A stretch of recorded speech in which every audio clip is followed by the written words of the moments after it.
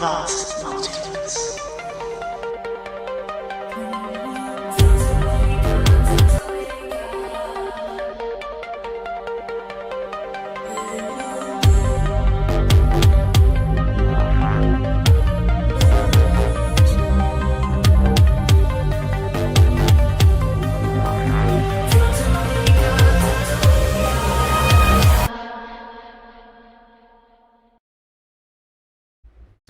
Aloha! What's up, everyone, and welcome to today's episode. I thought I would discuss strange geology today, which is a subject that I'm going to start acquiring more and more pictures of. There's hundreds of millions of examples of weird, strange geologic formations, rock formations, and geology has a huge part to play in all of the fringe, the newer fringe conspiracies and theories and ideas about the world that we live in. So I thought I would pay my respects to the world that we live on and take a look at some strange rock formations together. Strange geology, not just rock formations. There's many different things. So expect this to be probably the first of many different presentations on the subject. I do want to give a big shout out to Jim Donovan in the chat. Just a huge donation. Thank you, Jim, so very much. Let me get this so that I can put your comments on the screen real quick, and we'll jump into our presentation today. I like to engage with the audience and have you guys be a part of the presentation. So let me get the comments put on the screen here real quick, and we'll start things off. If I can remember how to do that. There it is. All right, cool. Hey, welcome to all the new people who've been subscribing and checking out my channel. Lots of really nice comments. Greg Sasha just subscribed. Welcome to my channel, Greg. Good to have you all. All right, let me see if this works. Let's see if I could put comments on the screen right now. Possibly. Let me see. Is it working? Hold on, one second. Let me see if this... Oh, maybe it's behind stuff. There we go. I know how to make it work. I have to actually do this when I'm live streaming, otherwise there's no way for me to... There we go. 103 people already. Wow, I'm honored. Good to see you all. All right, cool. So I've got the comments so that I can put them on the screen. Big shout out to Jim Donovan once more. And I also want to say big shout out to Ashley Roberts, Casey Jacobson, Megan Larson, Hayden Molnar, Amberson A. Cat, Lynette Norton, and Rebecca Hakel as well. All these people just recently joined my website, and I just wanted to say I appreciate you. So let's jump right in. Mac, what's up, dude? I see you. All right, strange rock formations. Listen, you could have an entire YouTube channel, you could do this for the rest of your life. That's how many there are in the world. It's not like the ones I'm about to share with you. We'll go over about 100 or 2 examples. It's not like these are the only ones. It's not like these are the strangest ones, right? There's so many. I could go outside right now and just start picking up random rocks and bring them back in here and show you how anomalous and strange they are when you really take them into consideration. When we take a second look at them, when we respect them, that's really what that means. To respect means to look again, right? To take a second look. Instead of just taking them for granted. If you ask most people, hey, what is this? They would just say, it's a rock. What's that? Oh, it's just a rock. Well, is there anything weird about it? Just a big rock. Just a huge rock. This one right here is called Ayers Rock. We'll get to that one second. We're going to start off here. And if you have any suggestions of real weird rock formations, drop it in the chat. Let me know the name of it, if it's got a name or a place or something, or put a comment so that others can look it up. A lot of people are starting to, be their own amateur geologists and look things up. And the cool part about technology is you don't even have to leave your living room. You could do this from the internet. However, I've got many on-location videos where I have actually examined many of these strange rock formations in person, and I do reserve those videos for my members. So, speaking of members, what I'd like to do is I'm going to actually give out some memberships right now just to show my appreciation to all the people who have been subscribing, joining, And let me go ahead and hook this up. I'm gonna throw out 5 random memberships in the chat. If you're in the chat right now, let's see. Here we go. Here we go. All right. Whoever's in the chat right now, it's going to hand them out at random. This is my gift to you. And I just like to show my appreciation for everyone who watches and subscribes and all the fun things. Thank you very much for being a part of my life and my show and my path. All right, let's get over here to Skip-a-doop. Now, this first one that we're going to check out is called the Danxia landform. This is in China. China is littered with interesting, strange geology. All over the place. Weird rock formations. I mean, big ones too, not just little ones. But this one, it's all painted rainbow. Look at all these rainbow hills and stuff that they have going on here in China. Now, they say here, these formations, Thomas, good to see you. These formations of different colored sandstone were shaped after thousands of years of wind and rain. Let me cut to the chase and save you some time. That is their explanation for all of the stuff we're about to look at. Matter of fact, I might even take you guys on a little tour of my local strange geology. There's many places here to check out. I often go there to these places. One is called, I just posted a video too about this cave that had like, it's sealed off with this metal door. How many people saw that? That weird metal door that seals off the cave, you know, down the street here. Garden of the Gods. I'm going to take you guys to Garden of the Gods. We'll examine that sometime soon. This is they say this is thousands of years in wind and rain just painted these mountains. Look at the striations. Look at the colors. Look at the patterns. I mean, like, it just blows my mind that people could say, oh, how was that made? How is this made? Millions of years of wind and rain made that rock formation somehow. Doesn't that sound like magic? You might as well just say magic. Like, you might as well just say it's magic. This next one's called Ayers Rock. All my Aussies in the chat. All right, we're going to forgive you for eating what was those called? Bellman bugs or whatever. Australia's cool. I like all my Australian subscribers. This one's weird to me, though. Let me tell you why it's weird to me. It almost looks like the earth inflated. This looks like an earth pillow. It's like the earth just rose up in this one spot. As a matter of fact, as we take a look at these weird rock formations, you'll see that a lot of them look like the earth was pulled up into the heavens. At least that's my perspective on a lot of these. Now, I also want to say, I believe that there's different reasons for many of these rock formations. I'm not the type to just plant a flag and declare all rock formations everywhere are this or are that or were made this way or that way. I believe there's many different ways. However, at the bottom of my list is the academic way, right? I'm not saying that erosion isn't a thing. Clearly it is. But these things in my book were created quickly, spontaneously, suddenly, within a matter of minutes and sometimes days, and then erosion took place, reshaping them, degrading them, or degrading them over time. This one's just a huge rock pillow in the middle of nowhere. See, this is another weird thing, right? This is a flat plain. And then you have this huge, gigantic rock. Whereas academics, most often, if they're not saying it's lava that you know blew up out of the earth and then froze super quick or whatever, we're going to get to the lava explanation too.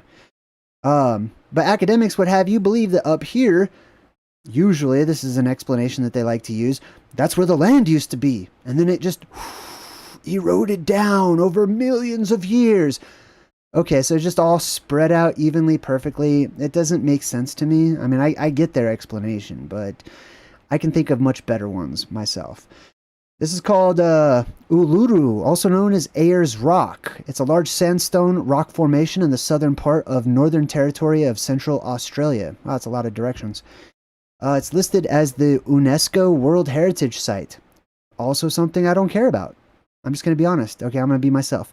I don't care about UNESCO, government, I don't care about any of the government organizations say, okay, this is like off limits.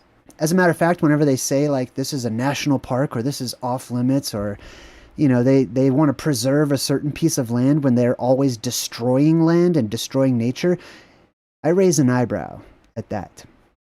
Check this next one out. Look at these magnificent cliffs all over the place. right? Look at this one. This one's called Preikestolen, or Pulpit Rock. Preikestolen in Norway.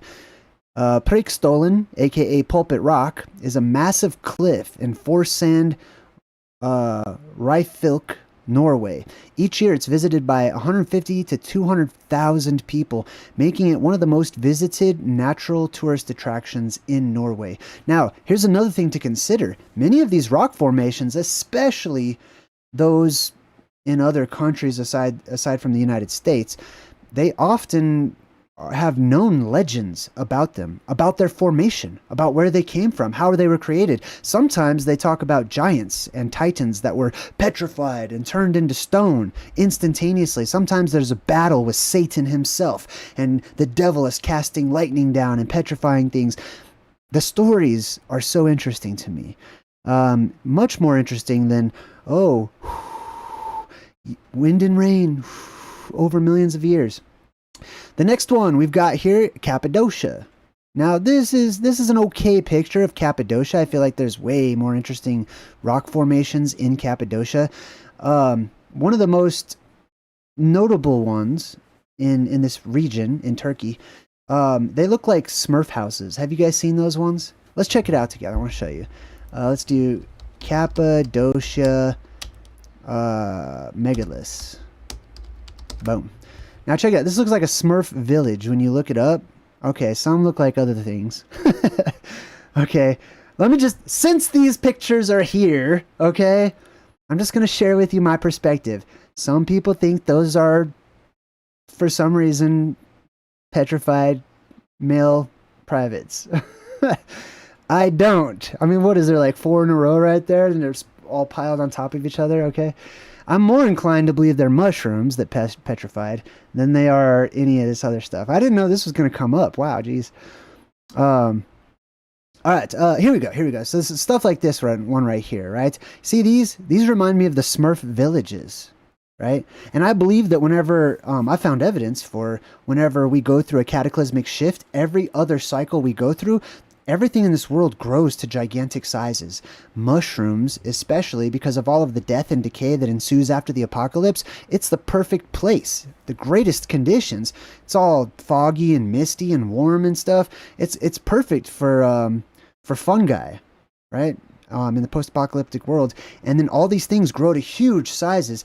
And then the next time it comes around, electricity and cosmic thunderbolts from the gods zap all of this organic life forms, plants and flora and fauna of the world across, and it petrifies it. What do you got, Jim? Jim's in the chat and says, Jay, the government has stopped people climbing on Ayers Rock a few years ago. Apparently something to do with indigenous reasons. Also, there's large United States military base to it. That's so messed up. Like, I go to the Garden of the Gods and I get yelled at, not even by government people. I get yelled at by tourists. Like if I stray off the path, one of my subscribers wanted me to collect a sample of sand from that area one time, and I went off the path by a few feet, and some tourist was like, "Hey, stay on the path." I'm like, "Who are you, buddy?" Like, oh man, I wish it was the Wild West. These people, they follow in line. They love signs. They love signs that tell you what to do. They don't like the real signs like omens, how we talk about. Anyways, let's get back to our little pictures here. So this is Cappadocia in Turkey. Check this one out. This one is probably half of you have this as a wallpaper on your computer somewhere, I'm sure, right? Turn on the computer and this one always pops up. This is called Antelope Canyon in Arizona. This is in the United States. Antelope Canyon is the most visited and photographed slot canyon in the American Southwest. It's located in Navajo land near Page, Arizona. I'm going to shut my window real quick. There's a train, sorry. Be right back.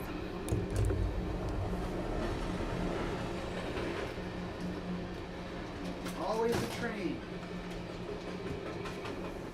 Always a train. That's okay. I like living next to the train because I don't care if it derails, honestly. I just like the sound. I like ambient noise and stuff, and I don't know, for some reason train sounds relax me. So yes, anyways, Antelope Canyon. Boom, look at that. How was that created? Millions of years of wind and rain, right? Or how about the world flooded, right? How come academics never even considers a worldwide flood, that a deluge all at once that helped to shape the surface world where we live, that leaves us many of these types of things, right? I mean, like I said, many of them are created in various ways, in different forms. Sometimes electricity, sometimes they're petrified, biological life forms. Sometimes they're created from the carving of the waters carving them. This next one's called Torres del Paine in Chile. The Torres Paine, or Peine, Spanish for Towers of Paine, is a national park in Patagonian, Chile, famously known for 3 immense rock towers which give the park its name. Look at these huge, it's appropriate that they call them towers, right? Look how smoothed over some things are. And I know that academics doesn't always say wind and rain. Sometimes they say glaciers carved it out over millions of years. Okay. Show me that. Like, show me that in not a cartoon form. I'm not saying it's impossible. I'm just saying religions, the world across, ancient myths and legends and story forms of all kinds across time, they don't talk about these things happening slowly over time. They talk about these things happening quickly, that the gods did these things, that angels helped to work the land, that extraterrestrials, depending on how you look at it, joined in on the action and terraformed the earth. This next one of my favorite ones, I already know what it is before I even read it. Giant's Causeway. Let's talk about this Giant's Causeway real quick. You see these, let me tell you what academics says causes this. You see, hold on, can I zoom in on that? You see this area right here? Okay. I'm going to do the TikTok deal. Except for I'm actually going to comment. These are like steps. These are natural steps, natural stair formations that are created on the earth. And what's up, Doctor Who? I see you in the chat. It happened over 40 million years and nights. Yes. So check out Giant's Causeway here. Right? This is another rock formation that has giants associated with it and larger than life creatures or gods or things of that nature. I want to point out a few things. Okay. First, academics, when you see, what does it say? Basalt columns, right? They call these basalt columns. It's just a fancy way of saying lava columns. Let me show you something. Okay, they say this is lava. Okay.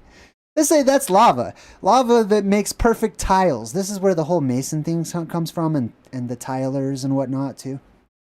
And these natural step formations, if you follow my work on Mount Meru and the Riffian mountain range that surrounds Paradise, it's this, okay? It's almost that, but more straight up like a cliff, okay? So there's some places where you might be able to traverse and actually climb up like a stairway, but it's incredibly steep and slippery and incredibly dangerous. So I just want to point that out. Now, back to this being lava.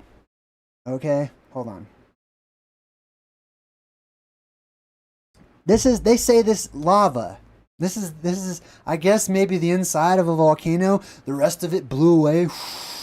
And this is what's left. You just can't see it because it happened billions of years ago, right? Lava hardened in this hexagonal tiles. And let me show you lava.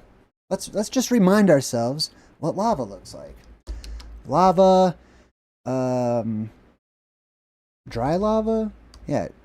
Hard lava? I don't know what. Hard lava. Boom. There it is. Okay. Can you guys see that? This is what lava looks like when it's left over, when it spills out. It's a liquid. It's a fluid. Liquids and fluids don't harden and go straight up. You know, like, what are those little fireworks? Those snake fireworks, you know what I mean? Freight train, what's up, freight train? You light them and they like grow or whatever. Lava doesn't do that, ever. Look up lava and then show me. Do you see any basalt columns? Pillars? No, I don't. It makes little ripples like this right behind me. It makes little, I mean, you know that's liquid that froze. You could just tell. I mean, common sense says that's lava. That used to be lava or magma or whatever, right? but not, where is it? Not that. That's not formed by volcanoes or lava or, you know, like lava spilling out or, you know, being kept inside. They call it a lava plug. Sometimes they'll say that, oh, that used to be the inside of the volcano. And the lava that was inside was already up and down because it's inside the tornado. I mean, inside the volcano. And then time erased the rest of the volcano. Right. Where's all the volcanoes that are still in the process of being erased and there's a volcano plug like halfway sticking out or something? You won't find one. I defy you. Find me one. Anyways.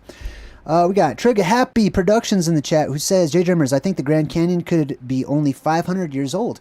Seems flood damage through a quarry ripped the sandstone up. I think you're onto something. I definitely don't believe the official story about the Grand Canyon. I do have a members only video where I don't know, I might have made it public. I can't remember. But I went to the Grand Canyon. I went to the Petrified Forest in Arizona, and I went to Meteor Crater. All right, so that's Giant's Causeway.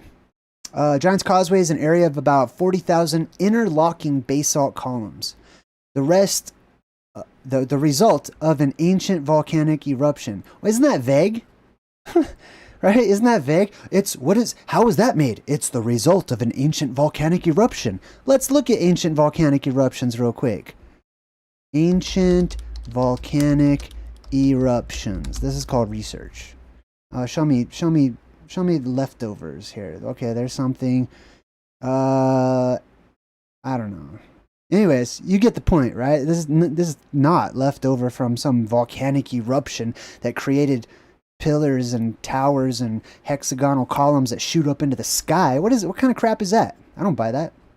All right, next up, the How do you pronounce this? Molokai. I like that. Molokai. The Molokai boulders in New Zealand. Now, Australia and New Zealand are interesting places when it comes to geology. There's a YouTube channel. Man, what is that guy's name? Hold on, let me show you. Let me look this up. Let's go to YouTube real quick. Pow. Let's see. So it's what is that guy's name? Fossils Momblano. Boom. I'm pretty sure this is it. Momlambo Fossils. I highly recommend this channel if you're into weird geology and stuff. This guy right here, I hope he doesn't mind I'm like sharing this. I'm sure he doesn't. 546,000 subscribers. I've been watching him since he had like less than 100, you know what I mean? Easily. And I can see why he gets so many subscribers. This dude will walk around the shores of, I think, New Zealand. I think that's where he lives. He'll just pick up random rocks like this one right here. Just stones. Like, see this one right here? He's just holding this little rock deal. Oh, you can't see my mouse. You see this one right here? Just a rock. He does this all of the time. And it's like, you know, when you go to the arcade and there's eggs and you know there's a prize inside the egg, like a little plastic egg and like claw might pick it up or something. So he does the same thing, but with nature. He just walk along the river. He's like, oh, that one's got a fossil in it. And he picks up a rock and he cuts it open. Let me show you. Hold on. Let's go to shorts. He's got some sweet shorts. So, yeah, a lot of them have crabs. Like this one right here. He just opens it up. He'll just start chiseling it out, and there's a crab. Inside, he finds crabs all over the place.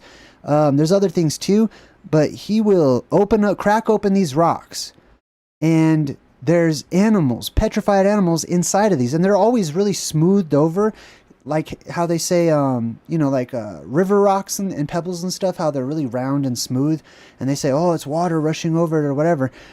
How do you explain so many? He's got hundreds of these. Let me find a good one. Let's check this one out. Monster fossil crab I found on the beach. Let's check this out real quick. I'll just mute. Oh, good. There's no audio. So here's a rock, right? Boom. He just picks it up. He's got a 3D printer. I don't know what's going on with that. Let's see something else. Okay, boom. He finds a rock lobster. He just picks it up. He's like, oh, look, there's a fossil inside of that. And he goes and he digs them out all over the place. Here's another one. You can actually see the claw sticking out of that one. Now, let me share my theory on this. Okay, he's gonna open that up, and he's gonna take out all the dirt and stuff, and then it'll just be a little crab statue. And this is one of hundreds, and they're not just all crabs. There's a lot of crabs. But let me get out of here. Hold on, I want to explain my theory on that. So my theory on that is that when the atmosphere depressurizes, mud rises up. The world becomes extremely muddy. This is the whole mud flood deal. But things float for a little while. And when things float up into the air, they tend to be kind of globular. You know what I mean? They go up and they become spherical or potato shaped or whatever shapes they take on, because there's an increase in buoyancy. So all these things that have all this mud that's floating around, there's also animals and insects and people and all kinds of stuff that are also up there, and they get trapped in it. Not all of them, but some of them do.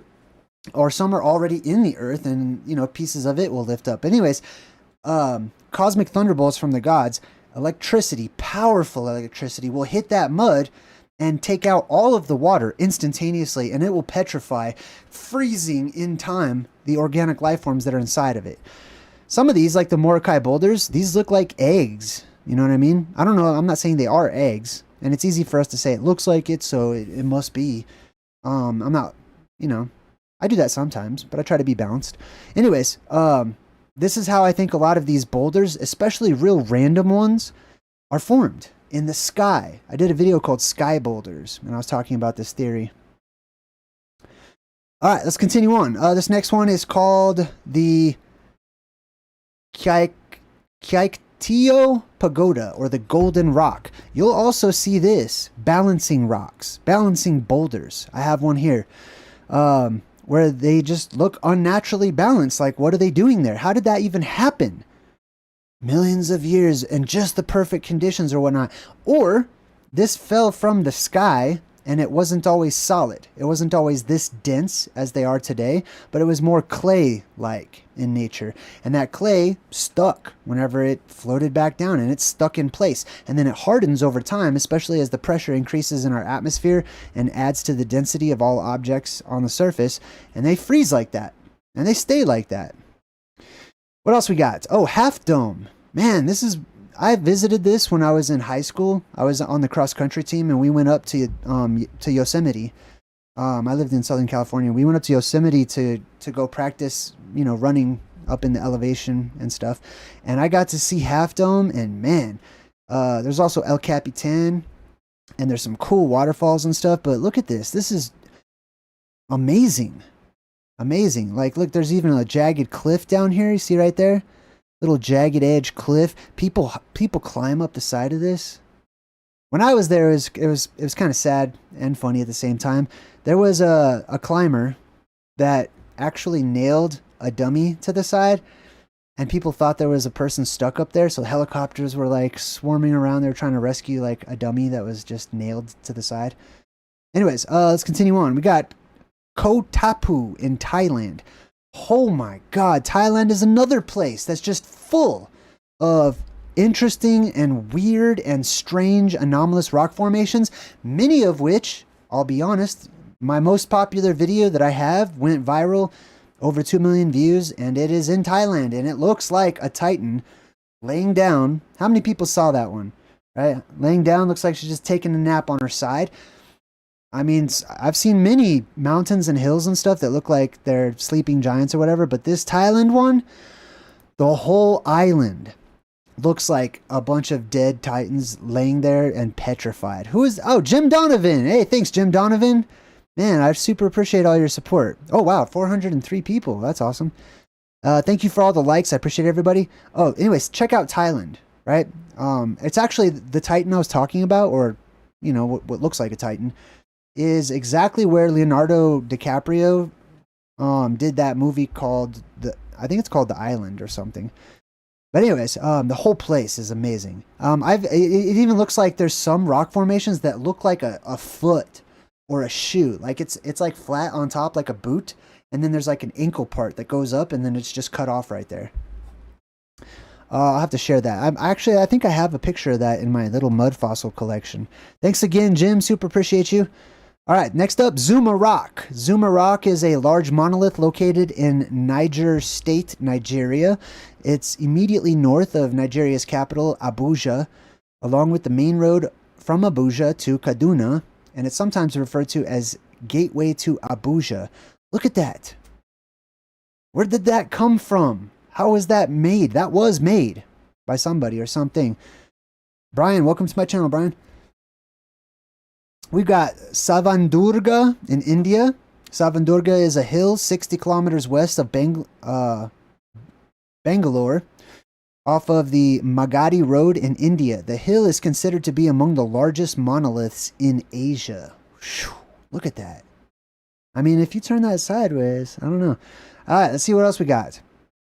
This one always looks like, to me, like someone laying down with their knee up or something. It's fun. I'm okay. It can be, you know, I don't know. I like to be balanced. I know there's a such thing as pareidolia. I know there's people that look at a cloud and see a rabbit, so they think there's a flying rabbit. I know there's people that look at rocks and they think it's a giant that's laying down. That's fine. I respect that. I do that too sometimes.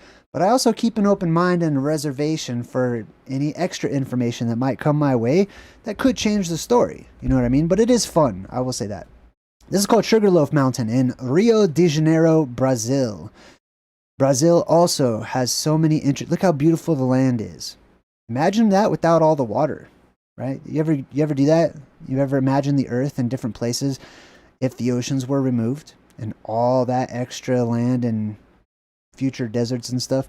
Sugarloaf Mountain is a peak situated in Rio de Janeiro, Brazil, at the mouth of Guanabara Bay, on a peninsula that sticks out into the Atlantic Ocean. This one's cool. Check this out. These people built a stairway that goes all the way up. It almost looks like stitches or something. You know what I mean? Like how they do with a football or something. It almost looks like someone just stitched that rock right up. It's called El Peñón de Guatape in Colombia. El Peñón de Guatape is a monolithic formation located at the town and municipality of Guatape, 86 kilometers northeast of Malin, or 2 hours by bus, in Antioquia, Colombia. Anyways, one of the reasons you'll also see that some people will build monasteries, castles, even just regular houses and whatnot upon these rocks, which is the advice given by Jesus himself in the Bible, saying a wise man will build his house upon a rock. Think about bedrock, right? I believe that there's an apocalypse on the way. And because of that, I also believe there's going to be worldwide earthquakes when the sky depressurizes. Let me show you something. Since I mentioned it, the Flintstones, all right? I haven't ever done a video about this, but I've always wanted to. I just forget, honestly. Like I should probably just do a whole Flintstones video. Pardon me. Hold on, let me take a sip of this coffee. All right, so the Flintstones. Let me tell you my theory on this. It's not mine, but this is probably, I hope many people have thought of this before I'm mentioning it. The Flintstones, a modern Stone Age family. Isn't that what they say? Right? Isn't that like the tagline? It's a modern Stone Age family or whatever. I don't know how the song goes. But they live in bedrock. They live on bedrock, more accurately. I don't know what that is, but that's... and if you look and you watch the cartoon, they have all of these modern versions or prehistoric versions of modern equipment and technology. Matter of fact, I'm going to type in technology. Let's check this out real quick. This is super interesting. So right here, he's like using a dinosaur as a crane. Hold on, let me make it so I can see what you guys are seeing. All right, so he's like a crane. There's a typewriter or a printer or whatever that's supposed to be. They use birds, they use animals and stuff. This is a projector. This is, some computer deal. They got music, helicopters. Has anyone ever asked why? Because they are survivors. They're from our time. Some of you are going to be the Flintstones. I promise. One of these days, when the next apocalyptic reset happens, you're going to wake up in an age of stone, an age of rock, an age where you're going to have to use what you have and the knowledge of the modern world, and you'll start trying to reinvent things like the Flintstones did, but using materials that you have available to you. And you'll repurpose other things that you find and come upon that you have no idea how to turn it back on or whatnot, right? And that turns into a steampunk type of a situation. But anyways, the Flintstones survived because they lived on bedrock, on actual solid ground, just like Jesus was talking about in the Bible. When these worldwide earthquakes happen, they're not subject to mud floods, right? It might get a little muddy or something, but their whole city won't just sink into the earth like in some places. So I highly recommend checking out your local, geographic geology or whatever. All right, let's continue on. This one's called Stowamus Chief in Canada. So for all my Canadians, the Stowamus Chief, often referred to simply as the Chief, is a granite dome located adjacent to the town of Squamish, British Columbia. I wonder why they call that a chief, Doesn't it kind of almost look like someone's laying down, curled up in like the fetal position? Let's see, we got the Tanah Lot in Bali, Indonesia. The Tanah Lot is a rock formation off the Indonesian island of Bali. It's the home of the pilgrimage temple, the Pura Tanah Lot, and the popular tourist attraction. That one's kind of hard to see. I don't really see what the big deal is, honestly. All right, let's continue on. Ooh, this one comes up a lot in my research. This one's got some stories to it in Iceland. Iceland also has weird, strange, look like statues. You know what I mean? It looks like if Beetlejuice was an earthbender. Not Beetlejuice, Edward Scissorhands. If Edward Scissorhands was an earthbender, from like the anime Avatar or whatever, this is like, you could tell he was there. He left his mark. Okay, some of you will get that reference. But anyways, my point is, these look like statues. Okay? This looks like a troll or something, and I'm sure that there's actually troll stories, especially coming from Iceland, that discuss these types of formations where there were strange creatures that roamed about in forgotten times and forgotten history. And those creatures became petrified. Usually it's seen as some sort of a punishment for them doing some sort of evil or wrongdoing. Sometimes people they'll look at it and they'll say, oh, look, it looks like it was drinking from the water. Like this is its head and its mouth is going down and it's like lapping up the water or something. Regardless, what other explanations are there? You know what I mean? The academic ones don't make a lot of sense to me, that this all used to be land and this, for some reason, this slab survived the test of time. I'm not saying that doesn't happen. I'm just saying that's more likely to be the anomaly in these cases. This one's called Hvitserkur in Iceland. Hvitserkur is a 15-meter high basalt rock formation located on the eastern shore of the Vatnsnes in Iceland. Anyways, the Wadi Rum in Jordan. The Wadi Rum. The Wadi Rum, also known as the Valley of the Moon, right? It reminds me of Indiana Jones and the Last Crusade. They went to the Canyon of the Crescent Moon. If you pay attention, I feel like they're looking for the Holy Grail.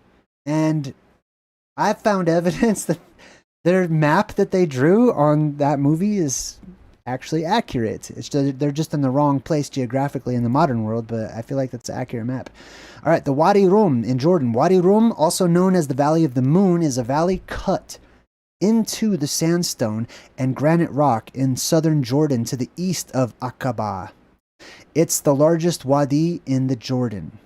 Look at that. Huge rock formation jutting up out of the earth. Speaking of jutting up out of the earth, doesn't this make you feel small, some of you? Look how giant that is. You know what I mean? That's a titanic formation of some kind. And look at these tiny little boats. A person would be a speck. You ever see Horton Hears a Who? And he talks to the speck and the beings that live on the speck. That's how these are amazing. These are grand. These to me insist that there's more to the story, that there is actually a story for every single one of these rock formations creations. This one's called the Piñón de Ifac in Spain. The Piñón de Ifac is a massive limestone outcrop emerging from the sea in Calpe. It's linked to the shore by rock debris and is a nesting site for colonies of seabirds and other birds. Hold on.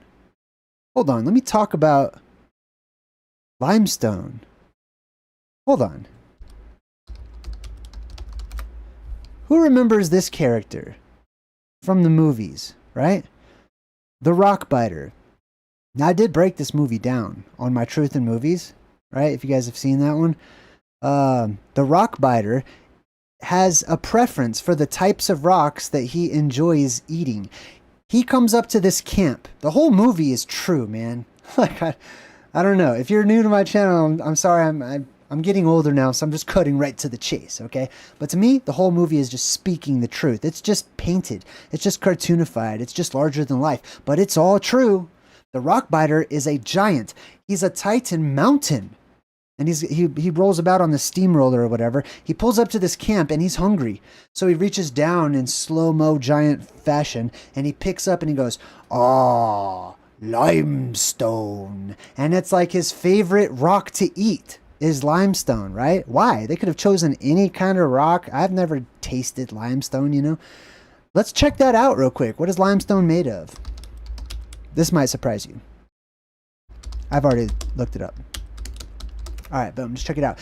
Limestone, let's make that bigger. Limestone is a sedimentary rock made up of calcium carbonate, usually in the form of calcite or aragonite. It can also contain other materials, including blah, blah, blah, clay, iron carbonate, feldspar, pyrite, quartz. These constituted, okay, it's not what I'm looking for. Hold on. Limestone is sedimentary rock composed principally of calcium carbonate. Okay, well, let's ask a new question. What is calcium carbonate made of? Calcium carbonate, is also known as CaCO3, is a chemical compound made up of one calcium. I'm going to pull up ChatGPT here in a second. What is it? All right, let's pull up ChatGPT real quick. I want to get to the chase. Let's cut to the chase. What makes, hold on. How is calcium carbonate created, we'll say. I just want to look this up real quick. Natural processes, of course, synthetic methods, blah, blah, blah. Biological formation. Ah, here we go. That's what I was looking for. So can you see that? Biological, that's life. Life. That's why the Rockbiter likes limestone. It's made of dead bodies, essentially. Biological formation. Marine organisms. Okay? Living things that were once alive but became rocks. Many marine organisms, such as corals, shellfish, and some algae, produce calcium carbonate to form their shells and their skeletons. When these organisms die, their shells and skeletal remains accumulate on the ocean floor, eventually becoming limestone, right? So that was a huge detour. But anyways, see you later, Rockbiter. Let's get back to our little strange geology, right? So big limestone. Listen, if this is limestone, that's what it says, right? Yeah, massive limestone outcrop. Right? You gotta wonder, I wonder, how, you know what I mean? That's it. I'm just at a loss for words. You know what I'm saying though, right? If limestone is made of dead seashells and dead bodies of ancient, sea bugs and stuff like that, duh, the ocean had to have been way up higher at some point in time, right? Anyways, let's continue on. Sorry if I'm missing anybody in the chat. I'm just going on here. Oh yeah, Katina. You're super welcome, Katina. Oh, it's a cool shirt. I have that shirt actually. That little Nirvana shirt. Okay, cool. Oh, Exterstein in Germany is also strange. Yeah, you're right. Let's check that out real quick. I've seen that one before. Exterstein, Germany. Boom. Yeah, let's check this out. Okay, I want to actually talk about this because this rock formation, I'm glad you said that. Who was that? El Salvador. Right on. Thanks, El Salvador. Check this out. Exterstein. I featured this when I talked about the Anglo-Saxon tree of life, right? The world tree. I forgot the name of it. Hold on. Anglo-Saxon tree of life. Oh yeah, Irminsul. All All right, so check this out. Irminsul. This is one of the oldest found depictions of the Irminsul is on this rock formation. It's just a wall. Look at this wall. Look at this. It's right next to this dense forest. Open image in a new tab. Check this out. Can I make that?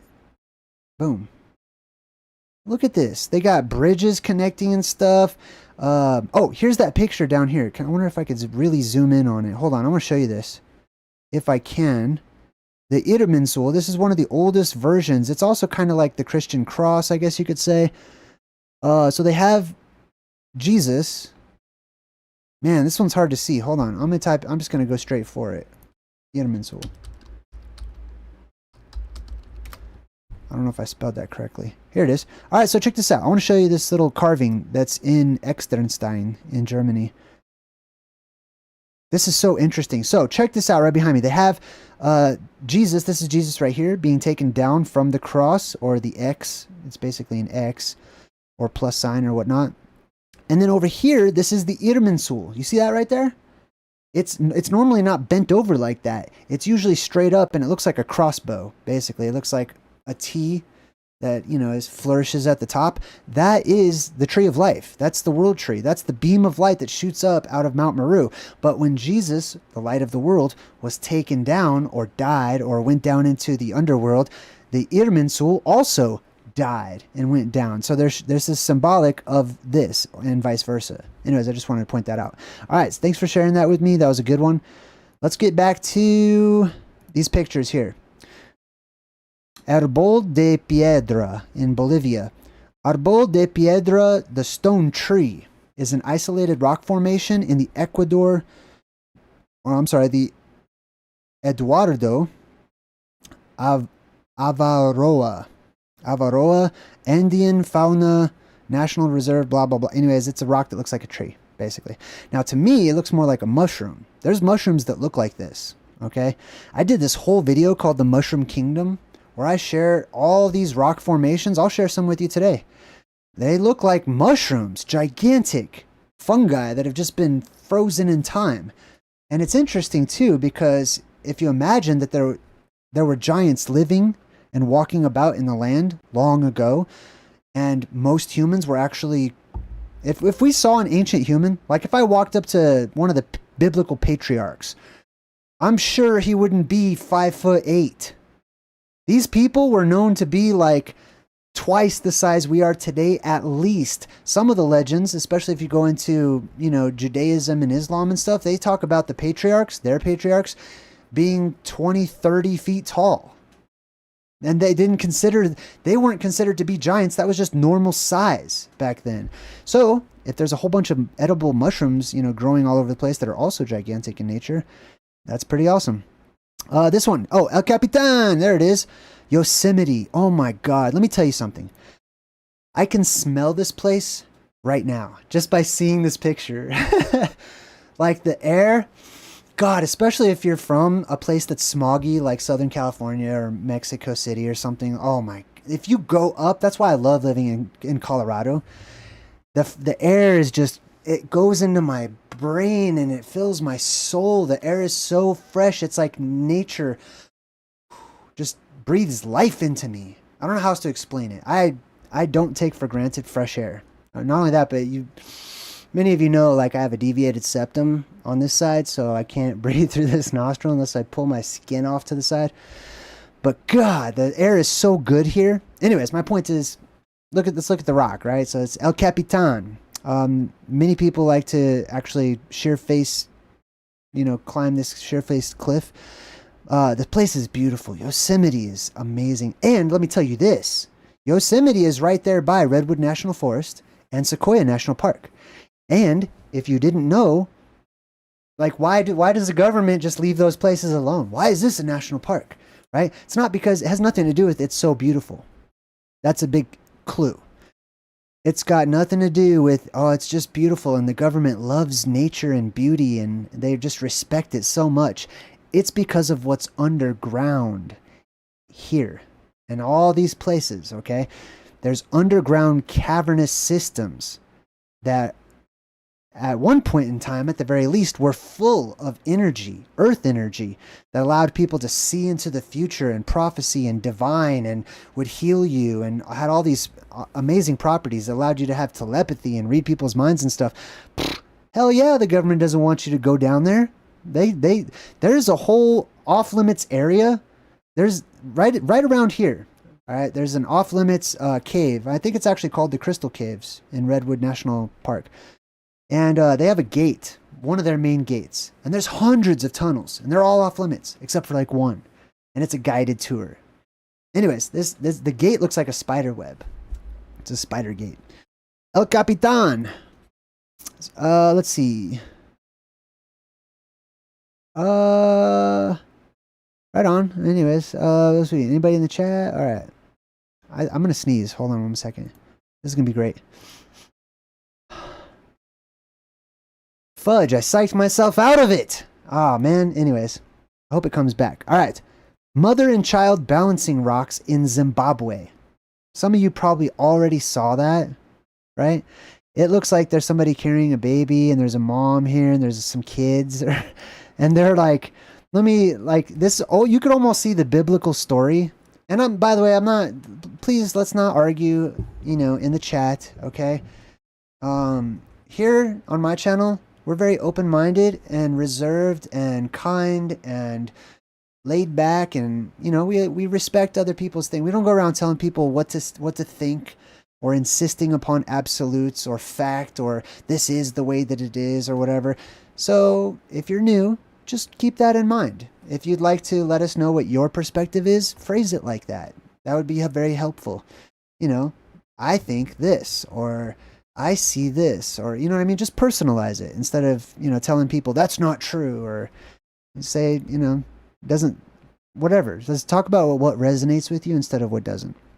Anyways, this reminds me of the biblical story of Lot and his wife that famously or infamously looked back at the city that was being destroyed, Sodom and Gomorrah, and she turned into a pillar of rock or salt or crystal. What else we got here? Where was that one? Zimbabwe. This next one, monument rocks. You'll see this a lot too. This is very interesting to me. Now, it's not easy to tell, but I've seen rock formations that look like this where you can see the layering going up. It's more dense. I can tell just by looking at this picture. I've never been here. This is in Kansas. I mean, I used to live in Kansas, but I've never been to there, right? When you can see the layering here, if you go there, it's usually less dense down here towards the bottom. You can pick pieces of it off. It just chips right off. But the higher up you go, the more dense the rock is until it almost looks burnt at the top. You see that dark little scarring along the edge up there? Right up here. It's extremely dense, and it looks like it was on fire at some point in time. Hey, welcome to my channel. Good to see you. So something you'll notice is the density increases in many of these rock formations the higher up you go. Well, if it's the academic version of how these were created, it should be the opposite. The earth should get more dense the lower you go, down inside of it. At least that makes sense to me, academically speaking. My reasoning for this is that the earth in some parts like this was actually lifted up by strong electrical charges, negative charges up in the sky, and the muddy earth was attracted to it, and so it pulled up. It actually lifted up and was attracted to it. And the place where it's all flat, and you'll see, you'll notice like a lot of these mesas and stuff. I'm like stuttering right now. I had too much coffee. A lot of these mesas and stuff, they're flat at the same level, at the same place, miles and miles apart, the same height, the same elevation. It cuts off right there, right? And I'll get to the tree thing too. Don't think I have forgot about the tree thing. But anyways, my point is, that's where the electricity met it. That's where the circuit was established. And that's where the petrification began as the electricity ran all the way through this, dispersing as it goes, which means it was less dense the further down it goes, because this is the strongest point where the bonds would change, right? Making it more dense and harder and whatnot, right? Taking out all of the water and stuff that's in there. And then it would spread out and it would have a less of an effect as it goes all the way throughout. What else we got? Oh, chalk. This is also chalk. Chalk's similar to like limestone and stuff. It also, I believe, is made out of like dead bodies and stuff. Turtle rock. This one's cool. Turtle rock in Mongolia. Oh, damn. I thought I was trying to make that bigger. Hold on. Hold on one second. I'm skipping all kinds. There it is. Can I make it bigger? I may not. All right. Anyways, that's turtle rock. Clearly looks like a gigantic turtle or something. This also reminds me of the Neverending Story. What is that dude's name? Morla? The Ancient One? The Ancient One. I think these are humans. See those 3 dots? That's how massive these structures are, right? So this is reminiscent of mud fossils, right? Which was a term that I first heard from Roger over at Mud Fossil University. Shout out to Roger. Love your work, love your creativity, love how you think outside of the box. And he's a kind guy. I actually spoke to him on the phone one time, and he's very kind. And not like judgy, you know what I mean? Like he wasn't like, obviously I have different perspectives and theories about stuff. So I like that people can be philosophers. They can be open-minded and talk with one another. Turtle Rock in Mongolia. Famous rock formation, popular with tourists and especially rock climbers. Looks like a gigantic turtle. These ones are from the White Desert. The White Desert in Egypt, that is. These also appear kind of mushroom looking to me, personally. Right? Here's another jettisoned rock where the earth just looks like it lifted up right there to me. It's Roca de Agando. Roca de Agando in the Canary Islands in Spain. Roca de Agando is a prominent rock formation on the island of La Gomera in the Canary Islands. It's one of La Gomera's most striking features and is frequently used as a symbol for the island.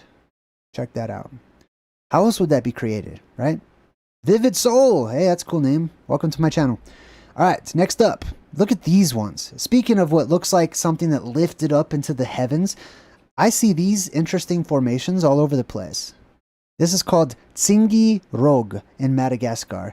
The Tsingy Rouge, I should say Rouge actually, Tsingy Rouge, the red Tsingy, is a stone formation of red laterite formed by erosion. They say this is formed by erosion. So in their mind, this kind of melted down, not melted from heat, right? Melted just means to dissipate or to come apart. But in their minds, it looks like it's going up or something came down to make it look this way. My version of it is that it was pulled up, right? And then smoothed over time by erosion. Their version of it is that this was all one solid object that was way high up, and then all the drips of rain over millions of years smoothed it out and carved it out like that. This one, to me, man, sometimes, especially when I'm in an airplane, I'll look at these formations from above, and it looks like electrical scarring. It looks to me like these are places that used to be high in muddy content, right? Specifically those places that had a lot of mud and clay, and they were near to these terrestrial beams of excited oxygen, right? You remember how I talk about how oxygen is released from the earth and then it ionizes? So those places that are really close to those places of power or beams of oxygenized, oxygen light or whatever that shoots up out of the earth, that oxygen oxidizes all that mud and all the sand and stuff and all the, dust and dirt and debris, and it turns it red. It becomes red clay, and then it drops back down, it gets wet, and it's malleable and it's squishy just like clay. Anyways, so that you can imagine electricity just dancing over this place, just ripping across and pulling up in different places where those little tendrils touch, right? Johnny 5 still alive. How cool. What a cool name. I like that one. I got to break down Short Circuit one day. Let's see what else we got. Oh, that's Bryce Canyon here in Utah. Utah is full of this. The whole Four Corners area is full of this. The Four Corners area is a major place, I believe, where those terrestrial beams of plasma erupt, and where it comes out and it meets the cosmic plasma that comes down, and there's battles. This is basically like a cosmic leftover battle scene. This would be like angelic Gettysburg when I see stuff like that. Next up, we got Sigiriya in Sri Lanka. So there's another huge boulder sticking up out of the ground. This one's interesting too because sometimes they have trees and grass and soil and stuff on the tops of these rocks. Maybe because it lifted up. You know what I mean? Possibly. I'm not here to convince anybody. I've seen these ones too. I featured these in my Mushroom Kingdom video that I did. These ones also look a lot like mushrooms. But if you look at the tops, don't they look burned? Doesn't that look like it's more solid up here than it is down here? It looks like it's been struck by lightning at the very least. And we've got these all over the world. These are all over the place. This is burnt rock. Okay, the tops of these, it looks like if you burn a marshmallow for too long. That's what this looks like. You know what I mean? Let's see. We got Ginger Humphrey in the chat who says, I feel like Jay's on point. Definitely agree. 100 thumbs up. We have definitely been lied to about the truth of these formations. Yeah, you know, I see how it definitely sounds like it, right? There's more to the story. So I'm going to focus more on I'm going to focus less on the lying and the bad news. I want to focus on the good news, which is the revelation, which is the unveiling, which is the remembering of how things like the wave rock in Australia could have been made. I have another theory, speaking of waves being petrified. You ever see a petrified jellyfish? Or how about fish in the middle of eating other fish? Hold on, let me do this. Fish eating fish fossil. How many do you think are about to pull up? Hundreds.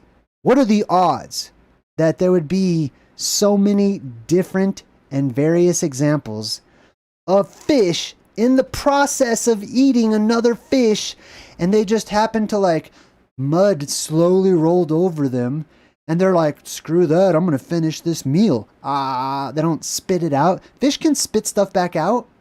Seagulls can't, but fish can. Okay? A fish can spit it back out. If it's in the middle of dying and there's danger, it can spit that right out. So if mud is covering it and stuff, it's not just going to choke to death. Oh, well. And there's hundreds of these. Hold on, let me make it smaller. Look at that. There's another. There's all kinds of these.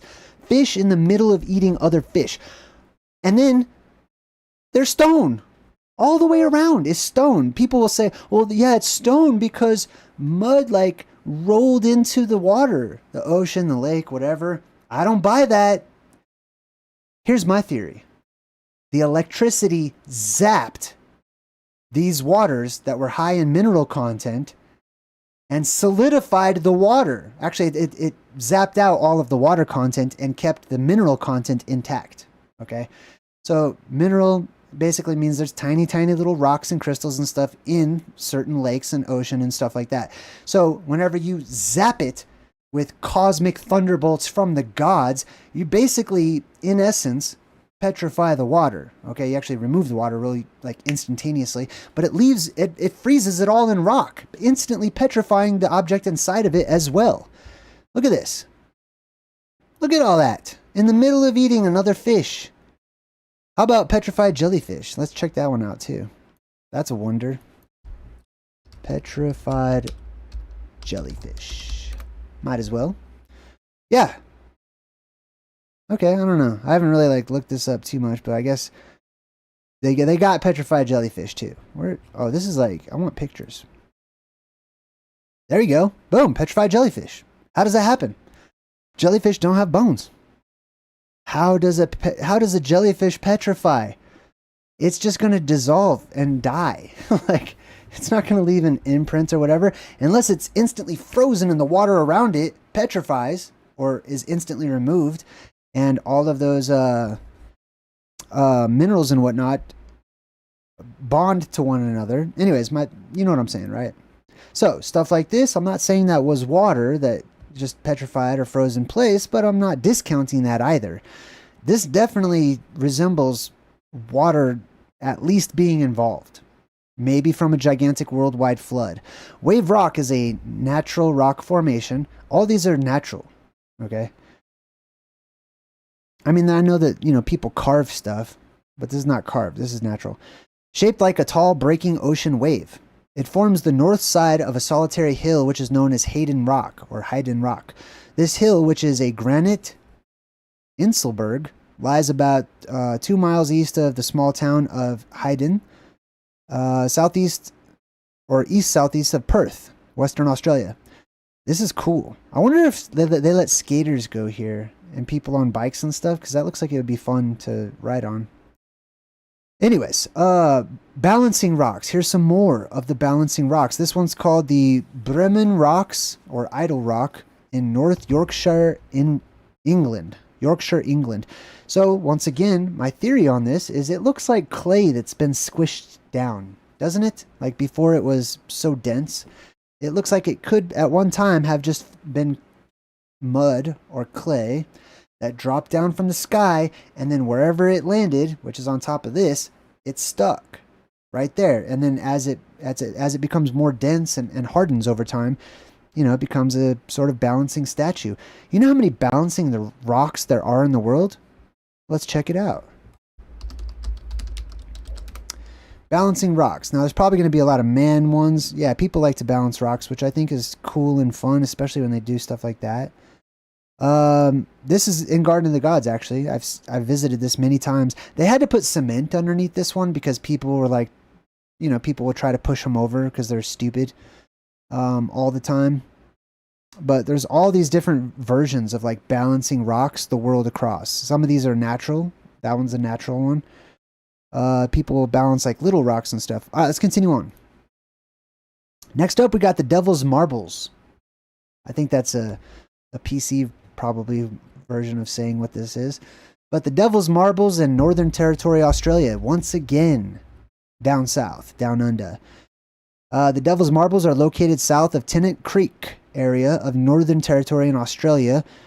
Karlu, as they were originally known, is of great cultural and spiritual significance to local Aboriginal people and is one of the oldest religious sites in the world. I wonder what Karlu means.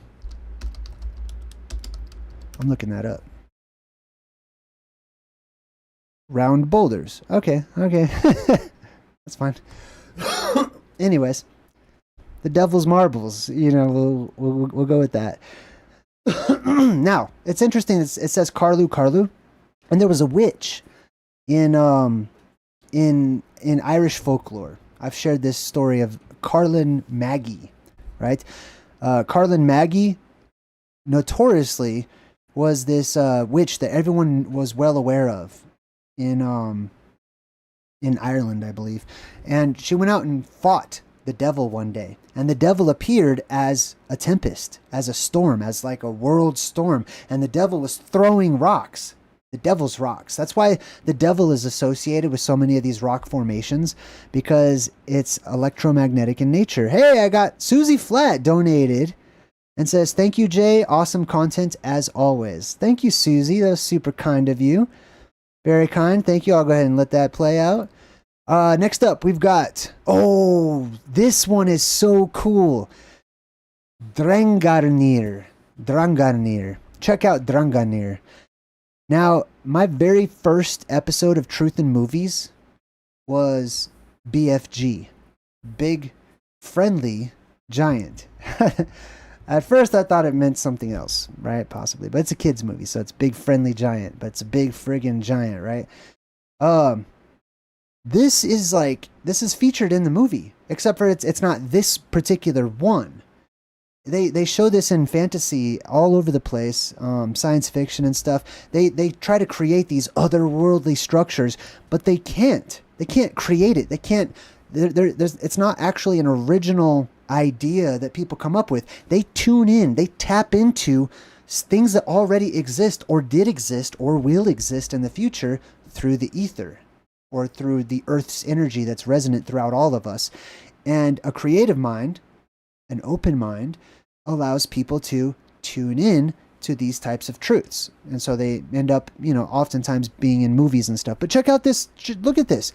It's got grass going all the way up the sides at this weird slanted slope, cuts straight down. And then it's an arch as well, right? It's got a big tunnel right through it. How can anybody in academics I mean, I know how, but it blows my mind that people can just look at this and go, yeah, so what? It's just a rock. It's just, millions of years, and it just made that. Like, that's unsatisfactory to me of an explanation. I'm more likely to believe this is the land of giants in BFG and magic made this than millions, sprinkle millions of years on top of something and it could just make whatever you want. I don't do that millions of years garbage. In the Faroe Islands as well. Now, I mentioned the Faroe Islands in my new book that I just came out with, Ancient Oblivion, Return to Hyperborea, because this is one of the stopping places along the way, depending upon where you are in the world. This is close to Hyperborea. This is one of the places that's very near and very nearby to that Arctic land at the North Pole. And this is probably where the word pharaoh actually comes from, just like in ancient Egypt, the pharaohs, right? Drangarnir is the collective name for two sea stacks between the islands of Tidolmar and the island of Vegar in the Faroe Islands. Here's another one. Katski. The Katski Pillar in Georgia. I think this is the country, Georgia. The Katski Pillar. It's a natural limestone, once again. A limestone monolith located at the village of Katski in western Georgia. And once again, you've got some wise person that built their house upon the rock. This is fixed. I know it looks like it could topple over if there's an earthquake or whatever, but imagine this has stood the test of time. And the wise people, like I said, built their house upon stones, upon bedrock, upon actual rock that's fixed into the earth. And, probably won't get sucked up into the sky or whatever. Ooh, okay. Many people have probably been waiting for this one. The Devil's Tower. Once again, called Devil. Now, doesn't this look like clay? This was famously featured on Close Encounters of the Third Kind. This is also interesting. Do you notice that right about here, there's like a break in it? So, I could see how some people would say, well, that's the bark, right? That looks like bark or whatnot. But it's clearly there's a difference between, there's like a line right here where it becomes more like eroded looking and cracked and stuff. But down here, it looks like clay that somebody just went with like a fork or something. You know what I mean?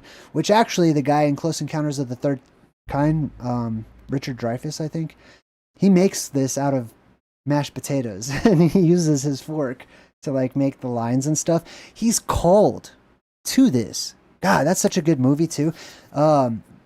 This represents one of the places of power, or stuff like Mount Meru and stuff, places where earth energy accumulates, or atmospheric energy accumulates, vortices of power on the earth. And Richard Dreyfuss in the movie, this plays a role that's a type of Mount Meru, center of the earth, Garden of Eden, Holy Mountain, Magic Mountain, etc. type of place. And he feels called, not just him, but others too. They feel a calling. And when they go to this place, these aliens like drop down and they meet them on top of the mountain. Just like it was, Mount Sinai. And they met the Lord, except for it would be aliens in the movie. Or Mount Olympus, and the gods were there or whatnot. Anyways, this one's really interesting. My thoughts on this at first was that this was a tree. I'll be honest. And many people still believe that this is an ancient tree. It was whoosh, cut right there. Now, here's an interesting thing. Whether or not you believe in the ancient giant tree theories, first I will say there were ancient giant trees. From my perspective, okay? Huge ones, massive trees. But I believe that there was massive everything. Massive people, massive animals, massive insects, massive everything. Plants included. So I don't discount that there were ancient giant trees. I personally have a different theory now than I used to about this particular formation. For me, this is definitely indicative of that muddy earth that was pulled straight up and then pow, zapped by electricity. Now that electricity, Megatron, hey, speaking of angels, right? In the book of Enoch, it says that there were these ancient giant trees, right? Huge, sometimes referred to as cedars and whatnot. And that they were all chopped down by angels. So people always ask, well, who chopped down the ancient giant trees? According to the book of Enoch, it was the angels themselves, that they labored at the trees and that they worked on cutting these trees down, right? So if you read the book Enoch, it will give you some clues as to that. This is in Wyoming, just north of me. I've never been here, but I would love to visit someday. Maybe I'll make my own mashed potato version and share that with you guys someday. Let's see, what else does it say here? Devil's Tower was the first declared United States national monument in 1906. I believe there's cave systems underneath this too that are off limits. Now, stuff like this, if you can imagine that this was once like floating, this rock right here was like floating up in the heavens, in the sky, and that an apocalyptic event happened, and then when the depressurization reached equilibrium and things floated back down, that this just happened to land right there. I'll bet you there's a whole pile of them underneath too. But if this was more malleable and it wasn't so dense, it would just squish in and it would fit right in there, right? Anyways, this one's called Geologic in Norway. Geologic is a boulder wedged in a massive crevice, suspended above 984-meter deep abyss. It's a popular tourist destination and is accessible without any climbing equipment. I wonder what that means. I want to translate that real quick. Bolton sounds like a bolt, like of lightning, right? But what does Geologic mean, I wonder? Let's translate this. What do they speak in Norway? Norwegian, duh. Alright, let's type this in here. Alright, well, let's get rid of that, because I know that's a word. It doesn't say. What about Bolton? The bolt, right, of course. Well, what does this mean, I wonder? Does anyone know what Geologic means? If you know, let me know in the comments. Alright, let's continue on. Aso Rock in Nigeria, another one in Nigeria. Aso Rock is a large outcrop that is on the outskirts of Abuja, the capital of Nigeria. The Aso Rock is 400-meter monolith and the city's most noticeable feature. Look at that. That's interesting looking. This next one in China, Moon Hill. This one's pretty famous too. Look at that perfect arch. Right? That begs questioning for me. At the very least. It also kind of looks like an arm or something that's like holding onto the ground. But look at this perfectly circular arch. For me, this screams magnetism. Right? Like a horseshoe magnet or something. That the land may possibly have come up either on both sides to meet in the middle, and as if it was more liquid form or muddy or whatever, and electricity did indeed pull it up, and it was attracted to itself on both ends, and it met. It's possible that it could have created a little gap in the middle. I don't know. Anyways, I see a lot of these arches, these archways. To me, they scream magnetism, because a horseshoe magnet shape like that, similar to that, is the strongest shape that you can have for a magnet, unless you make it three-dimensional, in which case it's a bowl magnet. All right, so this is in China. Moon Hill, with its natural arch, through it just outside Yangshao in southern China, Guangxi Autonomous Region. It's named for a wide semicircular hole through the hill. All that remains of what was once a limestone cave. There it is again. Limestone. Formed in the phreatic zone, whatever that is. Most formations in the region, it is a karst. Next up, we've got Meteora in Greece. Greece has lots of interesting rock formations as well.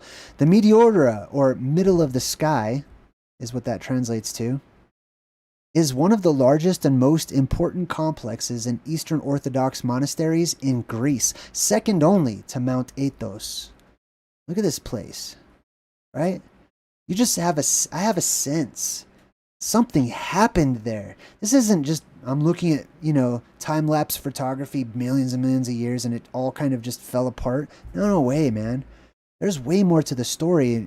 There's more going on here. Here's another version of those arches, too, right? So, I'm not saying my opinion or my theories are the correct ones, but I'm saying this makes sense to me. That stuff like this, especially when it's red rock, which used to be clay and muddy, wet material, electricity ran through this. It went up and back down, and it solidified and petrified. And it's even flat on top, or flattish on top right there. Natural stone gateways. Some people think that these are actual gateways, and you walk through it, and there's some way to activate it, and you'll end up in another dimension. I like that. I'm not convinced, but I love that. That's a very imaginative and outside of the box way of thinking. I like that, actually, and I support that. All right, Arches National Park in Utah. Once again, that red rock oxidation. That means oxygen, an abundance of oxygen in the area, right? Arches National Park in the U.S., in eastern Utah. The park is located on the Colorado River, just north of Moab. It's also known for preserving over 2,000 natural sandstone arches. There are over 2,000 of these in this place. That's amazing. Including the world-famous Icate Arch, in addition to a variety of unique geologic resources and formations. Many of you have seen this as well, right? Where it's like there's cliffs right at the edge of a beach, oftentimes. Now, academics will just try to convince you that, like, oh, it just keeps, the water keeps on, like, you know, tugging at parts and it just falls off. This is a sheer-faced cliff. Look at that. Let's see if I could just line my hand up with that. That's a sheer-faced cliff right there. If it was water dragging it down into the ocean over time, don't you think it would be more gradual and like hill-looking or something? Nope, sheer-faced cliff. And then we got these random ones off here, off to the side. Well, if this was all filled in, according to academics at some point, this was all like, you know, where did that go? These are still here. That's still here. There's rocks and debris all over the place. Where's the rest of it? Oh, it turned into sand. That's basically what they have to say. It turned into sand. You're looking at it. It's right there. It's the beach. Okay. This one's called the 12 Apostles. Interesting. In Victoria, Australia. Once again, Australia. Limestone. Once again. Right? There's something about limestone. Wow, look at this. I've never seen this one before. Look at this. This looks like something out of my Harry Potter video game that I play. There's this cool Harry Potter game. This is where I keep my little phoenix. What is that called? It's like a griffin and something else. Hippogriff? Yeah, this is where I keep my hippogriffs. Anyways, I'm off course. My point is, interesting. Look, it looks like more archways. There's a few of them, actually. They just keep on going. I don't think modern academics does justice explaining these, if they even try or attempt to explain the formation of these things at all. This one's called Azcatedre Beach. Azcatedre Beach. Azcatedre Beach translates to Beach of the Cathedrals. Catedre. Okay, cathedral, I got you. It's the tourist name of Praia de Aguas Santas. The Spanish beach is located in the Rebedeo municipality on the coast. All right, well, anyways, cathedrals, places of power. That's what cathedrals are. Those are buildings that people make on top of cavernous spots or places of power, vortices of electricity and energy, earth energy. All right, hold on. I gotta adjust here. All right, man, we're not even like halfway done with this one. I might have to just go to 50. We're at 44 right now. And I got way more to share. Yeah, we're definitely we're gonna wrap this up in about 10 minutes, I'll say, and then we're gonna continue this next week. All right, what else we got here? Who's in the chat? Hold on.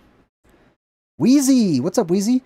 Jay, that's what entertainment is for, to keep us from seeing the rocks that we walk on. Yeah, they want you to look at anything but the obvious. They want you to watch TV instead of getting outside and looking at the ground and the earth and stuff. This one's called Belogracic Rocks in Bulgaria. Belogracic Rocks. Now, this says Belogracic rocks are a group of strange shaped sandstone and conglomerate rock formations located on the western slopes of the Balkan Mountains. And you could see somebody built a castle in front and upon this, right? Now, I have a theory about why people build these castles, specifically in the Middle Ages, but also, you know, in times before that. I believe in what's called phantazoids, otherworldly monstrous animal creatures that flood into this world from the hollow earth and drop in from above during the depressurization. And these monsters appear in the millions and millions and millions, and they just overrun the world, you know, looking for things to eat, places to hide. It's their new home. And this is like a type of war or invasion, I guess you could say, like an alien invasion. Depends on your perspective. But anyways, people build structures like this, fortified. They become cliff dwellers. They become rock livers. You know, they live in the rocks and stuff because they want safety from monsters, basically. Floyd, welcome to my channel, Floyd. All right. This one, the Belogracic rocks. This one's pretty interesting too. Next up. What does that say? A natural land... Oh, declared a natural landmark by the Bulgarian government. Okay, well, it would be one regardless, right? All right. Here's some more rock formations jutting up out of the ground near the beach. That one's called Flower Pot Island in Canada. Flower Pot Island is an island in Gregorian Bay in the Canadian province of Ontario and is a part of Fathom 5 National Marine Park. What is that? That sounds like a superhero group. The name of the island comes from two rock pillars on its eastern shore, which look like flower pots. Okay, I could see that. Still, strange geology. Weird. Interesting. Anomalous. I love it. All of it. Look at this mountain with the hole going straight through it. Look at that. It goes all the way through. That's basically a magnificent arch or a type, right? Like we saw before. This is called Torgaten. Torgaten in Norway. Torgaten. Tor means mountain or implies mountain. I don't know what Gaten means. I'll have to break that down. Torgaten is a mountain on Torget Island in Brønnøy municipality in Nordland County, Norway. It's known for its characteristic hole. Look at that. Or natural tunnel through its center. It is possible to walk up to the tunnel on a well-prepared path and through it on a natural path. That's amazing. That's so weird. What accounts for that? Maybe floodwaters from a deluge? Electricity? I don't know. Is it something that was organic at some point and it petrified? I'm not sure. I don't know. Look at the surrounding areas though. See, right here, it juts up. Right here, it's a sheer-faced cliff. It's hard to see because it's tiny, but it does that here too. The rest of it looks like debris, possibly. These little hills off to the side, this reminds me of more like debris. So it looks like the land rose up. Like Avatar, like Aang, the airbender, right? Like just whoosh, his eyes lit up and whoosh, lifted up the earth right there. And then, I don't know. I'm being goofy, sort of, but I'm also being serious. Here's another one. All these weird looking fairy towers, fairy chimneys, rocks that just look to be shooting up out of the ground, naturally stacked. See how there's layers back here? These rocks have layers, like ogres or onions. This one's called Chiricahua National Monument in Arizona. How do you pronounce that? Chiricahua National Monument in Arizona. Chiricahua National Monument is a unit of the National Park Service located southeast of Willcox, Arizona, in the United States. It is famous for its extensive vertical rock formations. Yeah, vertical, up and down. Not that this was created in any other way. I don't know. I'm not sure. Oh, these are interesting too. When you see boulders that look like they grew out of the ground, stuck in the ground, and they're all by themselves in a place that they look like they have no business being in. This one's called Manpupener. Manpupener. Oh, what does that mean, I wonder? In Russia, Roshin likes the Manpupener. Tvoyi glosa это волшебство. The Manpupener rock formations of the 7 strong men rock formations are set of 7 gigantic abnormally shaped stone pillars located west of the Ural Mountains in Russia. Now, the stories go that there were 7 brothers, or sometimes 7 giants, 7 people, and they were petrified. Something happened to solidify them. Anyways, all kidding aside, this is super interesting. I've actually featured these rocks a few different times. Out in the middle of nowhere. No business really being there or anything. The legends say these are petrified giants. Right? Why does that light keep turning off? Alright, we're going to wrap things up here in just a second. We'll continue on next week. We'll do one more. Turn that light back on. Alright, what else we got? The 3 sisters. You'll see this oftentimes. They think that they're petrified people. Number 50, Katoomba, Australia. Once again, we go down under. The 3 sisters. I want to do this Australian accent now. The 3 sisters are a rock formation in the Blue Mountains of New South Wales, Australia. They're close to... I can't do it. They're close to the town of Katoomba and are one of the Blue Mountains' best-known sites, towering above the Jameson Valley. The names are Mini, Wimla, and Gunadu. Wow. Check that out. The 3 sisters right there. That's where we're going to take a break. Ooh, China. God, this one's so good. I can't wait to talk about that one. We're going to take a break until next time, actually. And we're gonna do this more often. We're gonna do strange geology. This will be episode number 1. Thanks for joining me on here. Until next time, I'm JayDreamerZ saying good vibes and goodbye.